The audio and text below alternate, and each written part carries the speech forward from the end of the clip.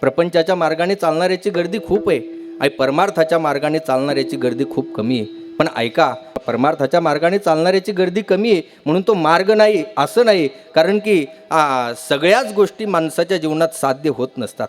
परमार्थ करत असताना तिकडे माणसं कमी आहेत, परंतु प्रपंचाकडे माणसाचा ओढा जास्त आहे. याचं कारण काय आहे? प्रपंचाचा मार्ग हा खाली जाणारा आहे आणि परमार्थाचा मार्ग हा वरती जाणारा आहे. माऊली ज्ञानोबाराला ज्ञानोबाराय आपल्याला उदाहरणाने सांगतात, खालारा धावे पाणी भ्रमर पुष्पाची घाणी. पाणी जे आहे ना, जर या ठिकाणी एखादं पाणी पडलं, पाणी जर जमिनीवर पडलं तर पाणी टेकडीच्या दिशेने जातं का उताराच्या दिशेने जातं? पाणी कुणीकडे जातं? उताराच्या दिशेने जातं. पाणी खाली जाणं ही गोष्ट सहज आहे. पाणी खाली जाणं ही गोष्ट सहज आहे, परंतु पाणी जर वरती चढवायचं असेल तर त्याच्यासाठी सायास करावे लागतात.